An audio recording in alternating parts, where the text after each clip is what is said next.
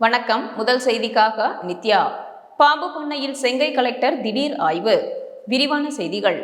மாமல்லபுரம் அடுத்த வடநெம்மேலி கிழக்கு கடற்கரை சாலையையொட்டி அமைந்துள்ள முதலை பண்ணை வளாகத்தில் இருளர் பாம்பு பிடிப்போர் தொழிற்கூட்டுறவு சங்கம் இயங்கி வருகிறது.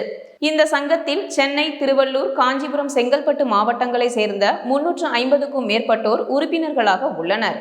இவர்கள் தமிழக அரசிடம் அனுமதி பெற்று ஆண்டுதோறும் பாம்புகளை பிடித்து இப்பண்ணைக்கு வழங்கி வருகின்றனர்.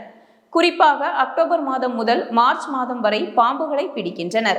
மேலும் பிடித்து வந்த பாம்புகளை மண்பானையில் அடைத்து வைத்து பின்னர் ஒவ்வொரு பாம்பிலிருந்தும் விஷம் எடுக்கப்படுகிறது.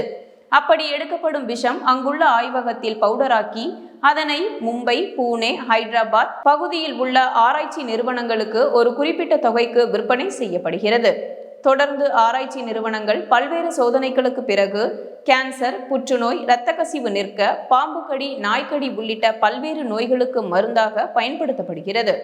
இந்நிலையில் செங்கல்பட்டு மாவட்ட கலெக்டர் அருண்ராஜ் பாம்பு பண்ணையில் திடீர் ஆய்வு மேற்கொண்டார்.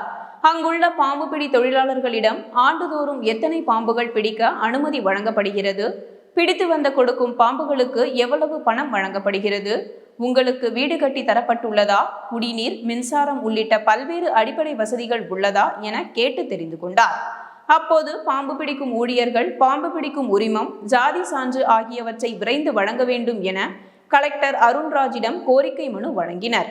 இதுகுறித்து மற்ற அதிகாரிகளிடம் பேசி விரைந்து நடவடிக்கை எடுக்கப்படும் என கலெக்டர் உறுதியளித்துள்ளார்.